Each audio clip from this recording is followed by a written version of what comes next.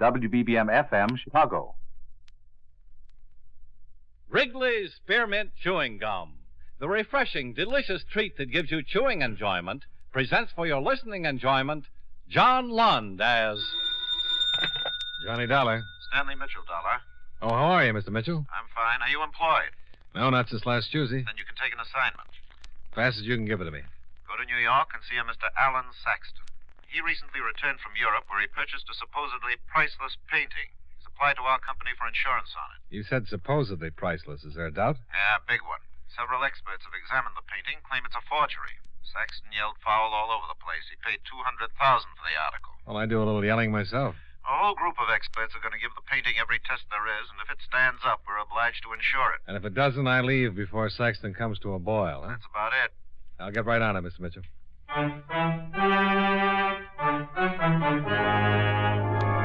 The makers of Wrigley's Spearmint Chewing Gum bring you John Lund in a transcribed adventure of the man with the action-packed expense account, America's fabulous freelance insurance investigator. Yours truly, Johnny Dollar.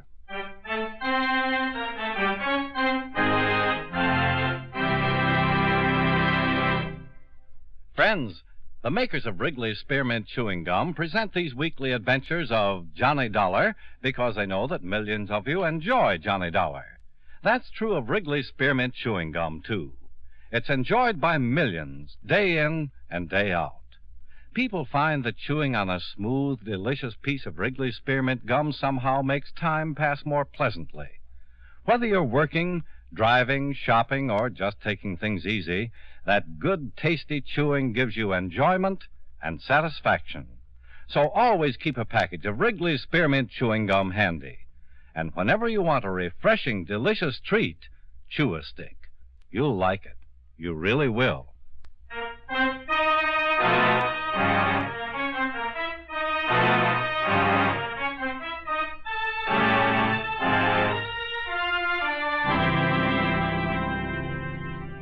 Expense account submitted by Special Investigator Johnny Dollar to Home Office, Great Eastern Life Insurance Company, Hartford, Connecticut. The following is an accounting of expenditures during my investigation of the Alan Saxton matter. Expense account item 1, $21.65, train fare and incidentals between Hartford and New York City. I arrived at Grand Central late in the afternoon and went directly to a hotel where I registered and made arrangements to rent a car. Saxton resided in a quaint three-story house on an estate across the river in Jersey that looked impressive enough to be an annex to Fort Knox. An old cad butler met me at the door and led the way into a mahogany and leather study, where I was left to wait for the master of the house. Mr. Dollar? That's right. Glad to know you. Mitchell of your company called, said you'd be down. Yes, sir? Well, sit down, sit down. A cigar? No, thanks. Aren't you a little premature? How do you mean? Well, there'll be no positive confirmation in my painting till after it's been examined, you know. When will the examination take place? Nasty cough. Yeah, nasty. Well, I'm to turn the painting over to Mr. Farmer from the museum tomorrow morning. I imagine he'll have it for a day or so. I understand you paid $200,000. I sure did. 200,000 fat American dollars, Mr. Dollar. Have you any idea how long it takes to make $200,000, Mr. Dollar? Well, that kind of depends on who's making it. Yes. Me, I start getting senile around $1.98. Oh, Lord. If I keep hacking like this, I'll end up doing business in an oxygen tent. Here. You like to see the painting, Mr. Dollar? Sure. Come on. Mr. Dollar, if I've been swindled, I'm going to cause more trouble than a hungry snake in a rabbit pen. Who'd you buy the painting from? Who, one of the biggest, most respectable dealers in Paris is all. You ever been to Paris, Mr. Dollar? Yeah. In here. Hey, how about that Paris, eh? Oh, I rather enjoyed myself. I rather did, too. Yeah, I've been there a dozen times now, and I never get tired of anything. Not anything, Mr. Dollar. The last trip I met... You're a terrible old man. Huh? Oh, Barbara. I didn't see you. Obviously. Hello. Hello. This is my impish daughter, only child, spoiled rotten. Barbara. Johnny Dollar. Just going to show Mr. Dollar the painting. Yeah. Beautiful. Yeah. You don't really like it, do you, Mr. Dollar? Well, I really don't know much about it, Miss Saxton. Barbara. You don't care for it, Mr. Dollar? Well, I guess it's very good. Good. Dollar, that's an original Marceau. Marceau! Oh. They're beginning to call Dad the hacking sack. Yeah, hacking sack. Nasty little brat, isn't she? Who told you the painting was a forgery, Mr. Saxton? A miserable little man named Lippert fancies himself an authority. Just jealous of what he is. Give his right clavicle for that painting. Ran around telling everyone how old Saxton got taken for $200,000. Miserable little cuss. You going to be in town long, Mr. Dollar? Oh, stop rolling your eyes. That's about as crude And as... that eye rolling went out with high button shoes. Who did you say sold you the painting? You look out for her, Dollar. Get that tone? Are you going to be in town long, Mr. Dollar? I want to know. The painting? I bought it from Rene Francois, most reputable dealer in Paris. He's only going to be in town till after they establish my painting's a forgery. Isn't that right, Dollar? Who? Rene Francois? You. I'm doing my best to save you from this designing female. Now agree with me. Yeah, I'm only going to be in town Then you until can after... stay for dinner. He cannot. Why not, Mr. Dollar? Because we haven't got enough food. Oh, don't be Now, ridiculous. you go on back to wherever you're staying, Mr. Dollar, and I'll get in touch the minute they finish with the painting. Now, take my word for it, Dollar. Quit while you're ahead. Stick around for dinner, and you end up a cripple. Oh. Well, are you going to stay for dinner or not, Mr. Dollar? He is not. Seems like a nice fella, but he never played polo in his life. How about it, Dollar? No, just an occasional game of stickballs. What position?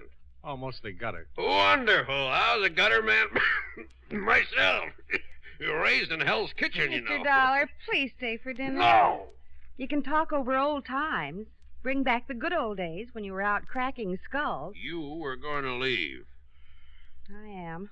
Show Mr. Dollar Saxon's word is as good as his bond. Her bond. I'm a her. She. Yeah, her. Sometimes I wonder. Come on, Dollar. I'll walk you to the door. You don't have to drag him. Mr. Dollar. Goodbye, Miss Saxton. Please. No! Look out! Getting better, but you're putting too much of a curve on it. I hate you. Come on, Dollar. You're quite a girl, huh? Yeah. Nothing really wrong. Just spoiled. Got too much money. I'd ask you to stay, but you really seem like too nice a fella. Well, Well, what? just well. At the moment, that's about as glib as I can get.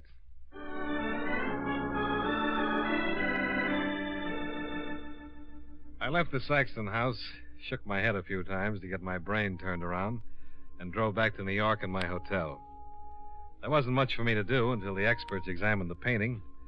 So I showered, shaved, got dressed in my other suit, and called a few numbers I'd collected during several investigations to see if I could get what looked to be a dull evening back on its feet.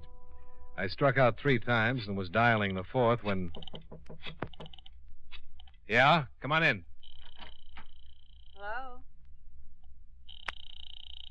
May I come in? Well, yeah, sure. I hope I didn't interrupt an important call. No. Sit down. Thanks. Where's Daddy? Home. He wouldn't tell me where you were staying, so I found out who he was insured with. I had to call his lawyer. Then I called your insurance company. Oh, I'm flattered. I'm determined. Daddy's liable to spank. I don't think so. He's really not the general he tries to be. He blusters and lays down the law, and we butt heads. And you get what you want. If it's important enough. Well, I'm sorry I spoiled your record. You haven't. Well, then my staying for dinner wasn't important. Oh, yes. Very important. Well, then you lose. Mm-hmm. If you can't fight 'em, join 'em. Well, that's a practical bit of philosophy, but I don't see quite how it applies. I've had no dinner. Uh-huh. You wouldn't accept my home-cooked invitation, so now it's going to cost you. My expense account just turned yellow. Where would you like to take me to dinner? Where would you like me to take you to dinner, Shy Violet? Maybe I'm not the most conventional type in the world. I'll go along with that. But I don't want to argue. Don't want to have to coerce you. Don't want you to do anything you don't really want to do. You just want me to take you to dinner? It's a nice way to start off an evening. Yeah. And you'll take me to dinner? Johnny?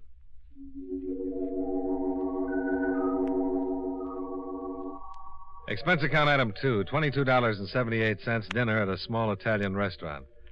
I'm pretty sure the dinner was excellent, but I'm positive that Barbara Saxton was more woman than I'd run into in a long time. Delilah was a Girl Scout by comparison. We got back to the Saxton home in Jersey about 3 in the morning, parked the car at the front door, and said goodnight. I had a wonderful evening. Will you call me tomorrow? Right after my 2 o'clock shock treatment. Weren't you happy? Well, I'm not quite sure. I think we had a little too much to drink. Who had a little too much to drink? Okay. I had a little too much to drink. You're fractured. I love you, Johnny. Let's get married. Come on, dear love. Oh, I don't want to go in yet. I want to get married. Johnny, let's drive to someplace where we can get married. No, I'm once more a clear-thinking, cautious bachelor. I can fix that. Now, while I'm conscious. Want to bet? Oh, come on. Be a good little girl. Get out of that car and let me walk you to the door, or I'll scream for help. You're mean. The word is coward. Yes. Now, come on, dear. No. All right. You're right. You're a coward. But a single one. Now, come on. Kiss me goodnight first. Barbara. Kiss me goodnight or I won't budge. I'll kiss you goodnight at the front door. It's a deal.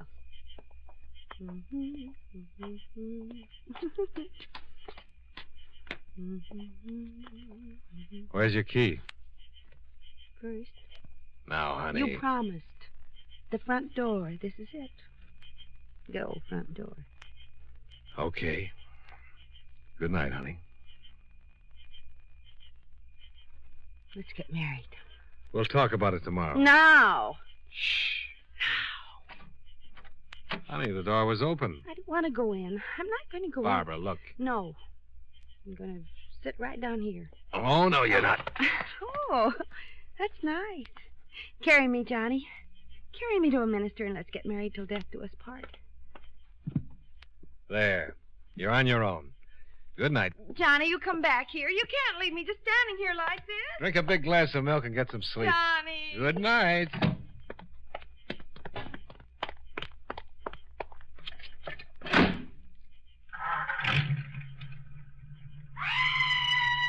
What the...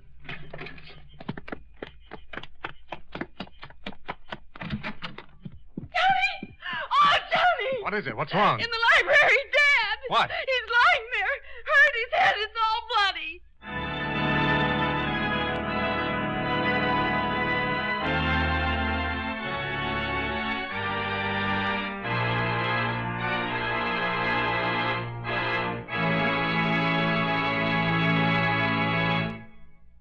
Friends, Wrigley's Spearmint Chewing Gum is a refreshing, delicious treat you can enjoy just about any time. Even when you're busy working, you can slip a stick of Wrigley's Spearmint in your mouth and enjoy that pleasant chewing. The lively, full-bodied spearmint flavor cools your mouth and freshens your taste. The good, smooth chewing helps relieve pent-up tension, gives you satisfaction. As a result, you seem to feel more relaxed and get more enjoyment out of what you're doing. So enjoy chewing Wrigley's Spearmint Gum while you work and at other times, too. Get a few packages next time you're at the store. That's Wrigley's Spearmint Chewing Gum. Healthful, refreshing, delicious. And now, with our star, John Lund, we bring you the second act of Yours Truly, Johnny Dollar.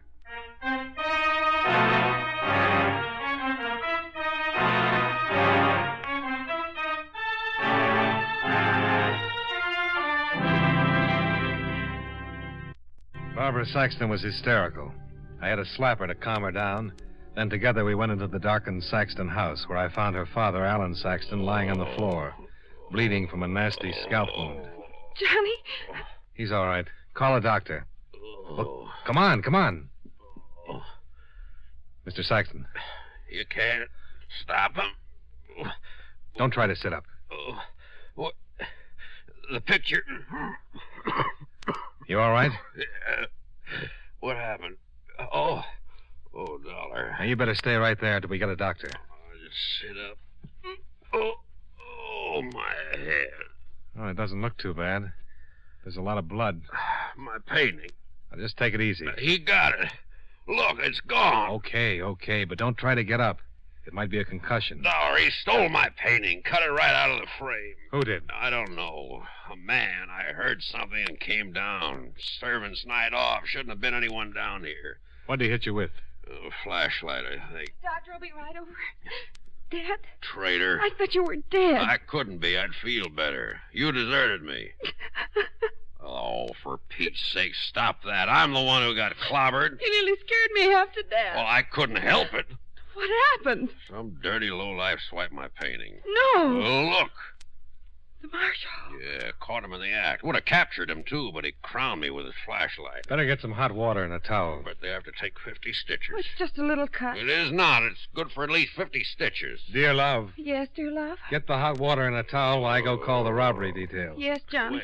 Wait.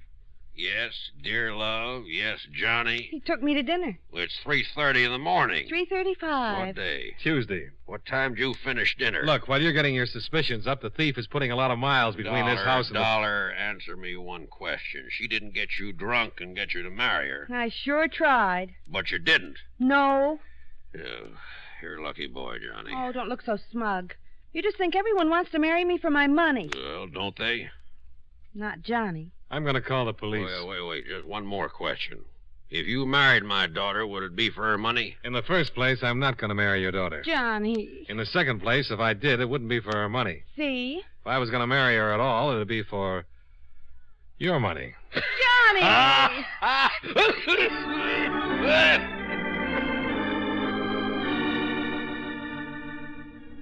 Barbara got a towel and some hot water, and I called the police.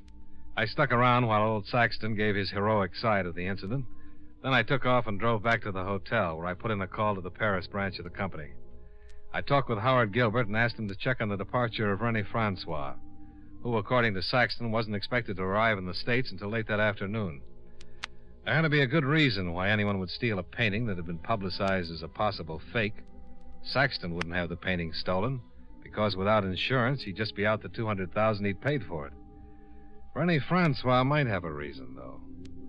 Because if the painting was proved a forgery, his reputation would suffer, not to mention having to return the $200,000 to Saxton.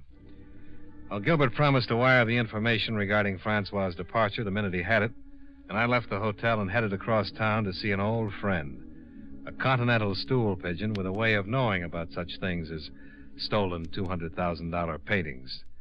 It was close to 5 o'clock when I rang his doorbell.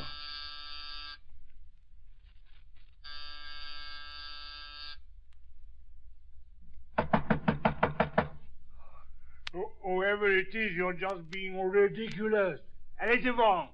Henri, open up. Not by the hair of my little goatee. If I owe you money, come back at a respectable hour. It's Johnny Dollar. I don't believe it. Only my landlord or a vampire would go to such extremes. Look, Henri, I'm going to slip a little something under the door. Another 10 might convince me. Okay, but you'll never go to heaven.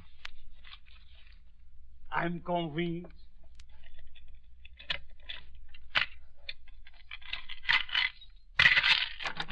Mon ami, entrez. I miss you, Johnny. Are you that broke? Well, until this windfall, I was completely fractured. But, what can I do for you? Some information. Bien. Mais is this so important that you must seek me out before the sun has risen? You ever heard of a Mr. Alan Saxton? Saxton? He's been in the papers. Well, a few hours ago, someone hit him over the head and swiped a very expensive painting. Oh, is that the Saxton who recently purchased the supposed Marshall? That's the one. Well, there was some doubt as to the authenticity of the painting. Experts were going to examine it today. He paid $200,000 for it. Marshall? I would have painted him something far superior for much less. Who do you think would pull a job like that? Well, what is so special about a job like that? Break into a house, steal a painting? an amateur could handle it. No. It's a special job for a special talent. The thief knew his Marchot. There were a lot of other paintings in that room. Well, but he could read, couldn't he? Marchot certainly signed the work. Or, if it's a forgery, whoever painted it certainly signed Marchot's name. This painting wasn't signed. That's one of the reasons why there's some doubt about it. Not only that, but why would someone take that painting when it's worthless until proven authentic? You have a point. I'm thinking of a European. Oh, Johnny, I wouldn't touch a job like this. Someone with an international reputation. Please, Johnny, I am innocent. Mon ami, please believe me. Someone who could possibly be hired in Paris, or, if he happened to be in the United States, could be contacted.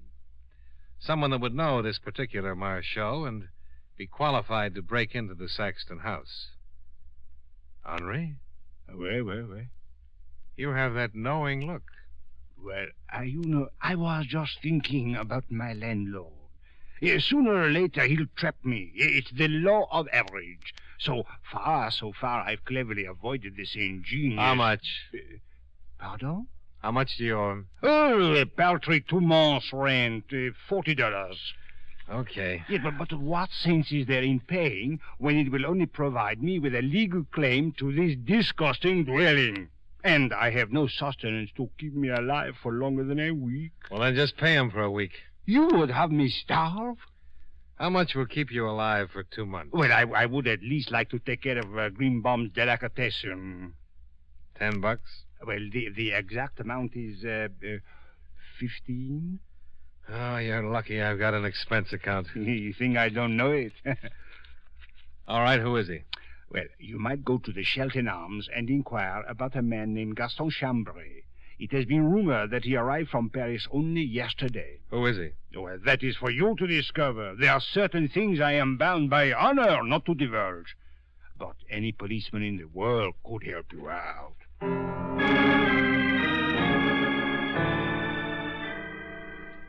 I left the little Frenchman and went back to my hotel, where a cable was waiting from Gilbert at the Paris office. It told me that René Francois had booked passage on Air France and was due to arrive late in the afternoon. I left, climbed into the rented car, and drove to the Shelton Arms on East 108th Street, where a sleepy night clerk gave me Gaston Chambray's room number and accepted a $10 bribe not to inform Chambray that I was on my way up.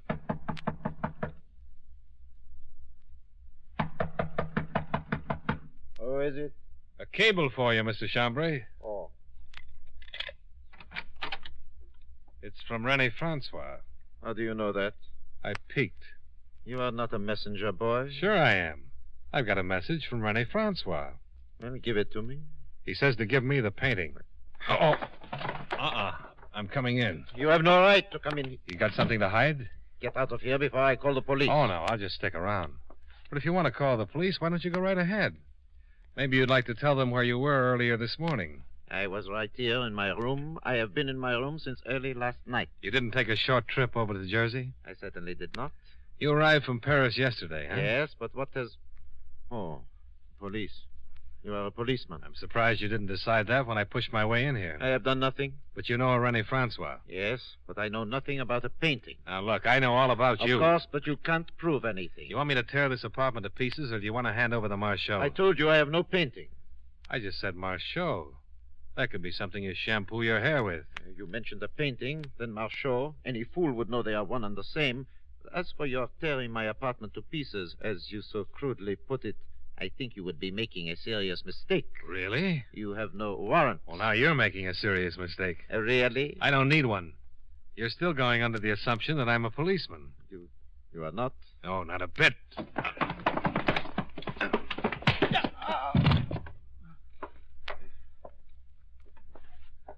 All right, get up.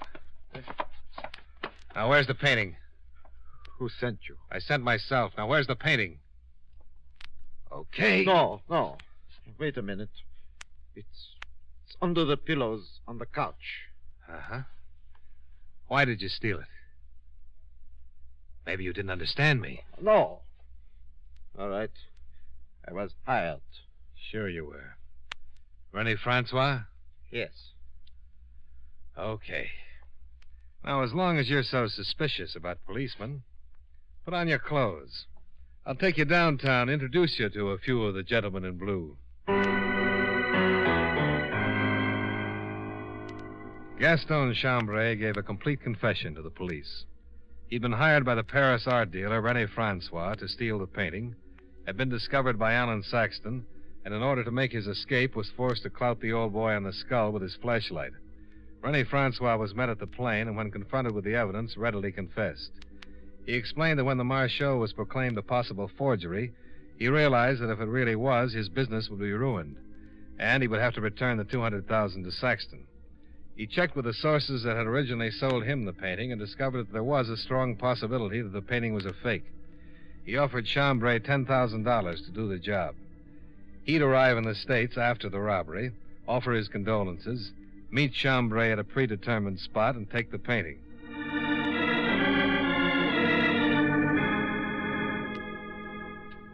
Well, Saxton took it in stride, and after Francois gave him back the money, he even laughed about it.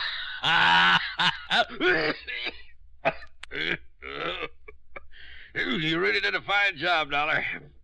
I'd like to make it worth your while. Well, it'll just cost you the $85 I paid out in bribes. The rest goes on the expense account. Johnny. Oh, you look pretty bad. Terrible hangover. Johnny, don't be mean. You're responsible for this. You got my $200,000 for me. It was that Francois. He was behind the whole thing. Some guy named Daddy. Jim.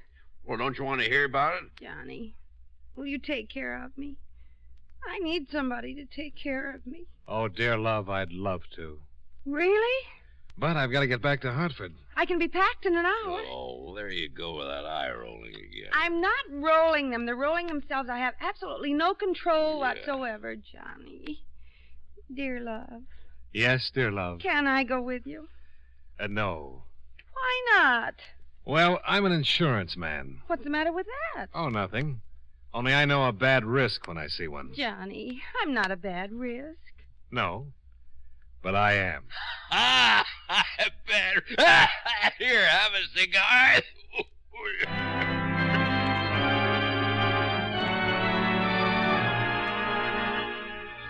Expense account item 3, $55.85, hotel bill and car rental. Item 4, $19.65, train fare and incidentals back to Hartford. Expense account total, $119.93.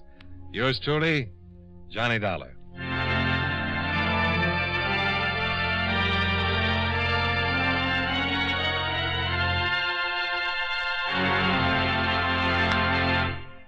Remember, friends, Wrigley's Spearmint Chewing Gum is a refreshing, delicious treat you can enjoy just about any time.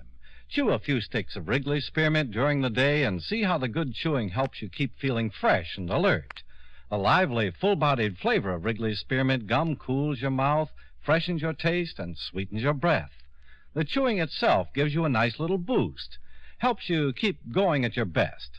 Millions of people get real chewing enjoyment out of Wrigley's Spearmint Chewing Gum every day, and we know you'll enjoy it, too.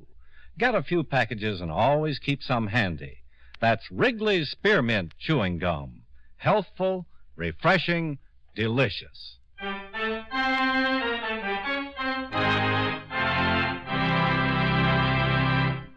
Yours truly, Johnny Dollar, brought to you by Wrigley's Spearmint Chewing Gum, stars John Lund in the title role and was written by Blake Edwards with music by Eddie Dunstetter.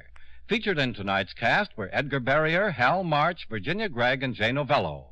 Yours truly, Johnny Dollar, was transcribed in Hollywood by Jaime Del Valle.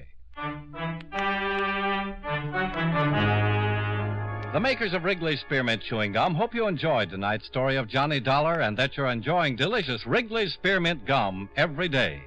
This is Charles Lyon, inviting you to join us again next week at the same time when from Hollywood, John Lund returns as... Yours truly, Johnny Dollar.